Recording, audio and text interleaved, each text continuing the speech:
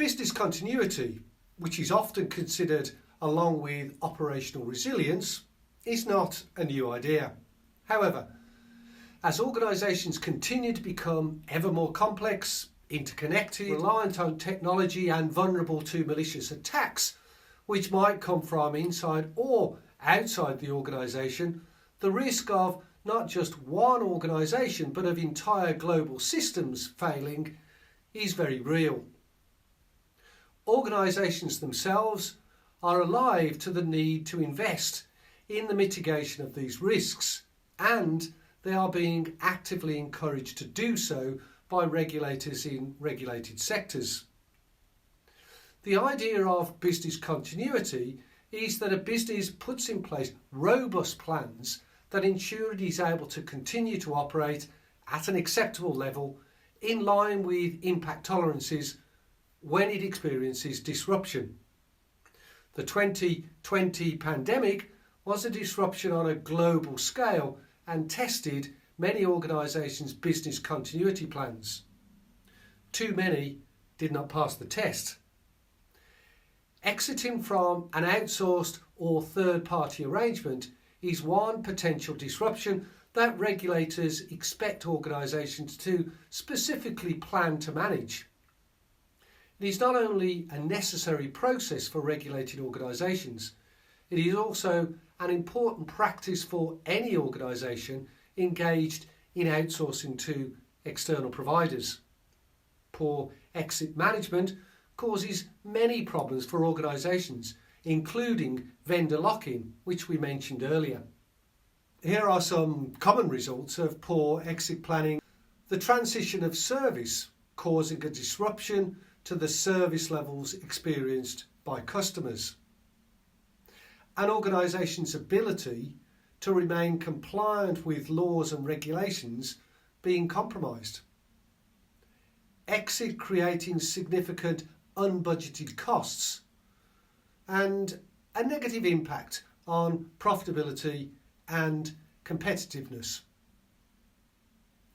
Exit strategy should be for both non-stressed exits, ones that arise in the normal planned course of business, and stressed exits, what I call Strexits.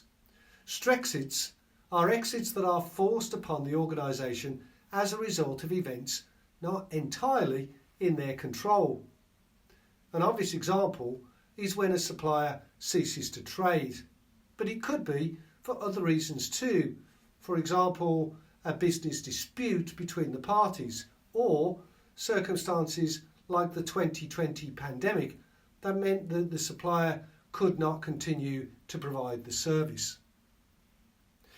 The key objective of Strexit planning is to provide last resort mitigation strategy that enables the service to continue. There is no prescribed form of stressed exit plan, but the plans might include the capability to bring the data, function or service back in-house, or to switch to a backup service provider. Organisations should also take steps to facilitate Strexits by, for example, having access to tools or technology that will facilitate switching, or ensuring consistent adherence to standards or industry codes. It is also helpful to consider having expedient stopgap measures in place that will allow for the continuation of at least a limited service. Exits, including Strexits, need to be tested regularly and updated from lessons learned. Testing exits can unnerve suppliers who can be concerned that the buyer is considering an actual exit. This attitude stems largely, I think, from exit plans, including the need for testing, not being designed and agreed early enough in the sourcing life cycle. This has meant that suppliers don't expect to discuss exit as part of normal contract management and are surprised and worried when it is. If that is what happens in your organisation, it really should be changed. Regulators expect, and good practice dictates, that exit plans including the requirement for testing, are established in the pre-outsourcing phase, agreed in the contract, and are reviewed as part of normal contract management throughout the arrangement. Sometimes it is argued that planning exit years in advance is impractical. This should not be an issue, as plans can continue to develop as they are tested and refined throughout the arrangement. Business continuity plans are concerned with severe but plausible operational disruption. An alien invasion might not be in the realms of plausibility, as far as I know, but there are many other severe disruptions that your organisation will need to be considering. Here are 5 areas that are commonly considered. You may well be able to think of others. The first is a data loss or breach, which might be caused by ransomware or cyber attacks.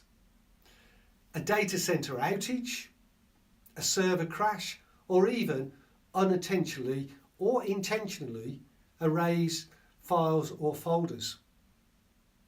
A data recovery systems failure, power outage from the utility supplier caused by storms, for example. Network outage, which might be caused by power outage or for some other reason. And physical disruption as a result of fire, floods, bomb threats, terrorism, earthquakes. There are many potential threats to consider. You may remember in 2011 an earthquake and the tsunami that followed devastated the Fukushima nuclear power station, which provides a stark reminder that rare events are plausible. The PRA requires organisations to implement continuity plans to anticipate, withstand, respond to and recover from such severe but plausible events. They also expect organisations to require service providers to implement business continuity plans. One of the goals of the regulator's rights of access, audit and information is for them to be able to assess the effectiveness of those service provider continuity plans. In material cloud outsourcing arrangements, the PRA expects firms to assess the resilience requirements of the service and data that are being outsourced and, with a risk-based approach, decide on one or more available cloud resiliency options. These resiliency options might include multiple data centres spread across geographical regions, multiple active data centres in different availability zones within the same region, which allows the service provider to reroute services if a data centre goes down. A hybrid cloud, that is a combination of on-premises and public cloud data centres. Multiple or backup vendors. Retaining the ability to bring data or applications back on premises.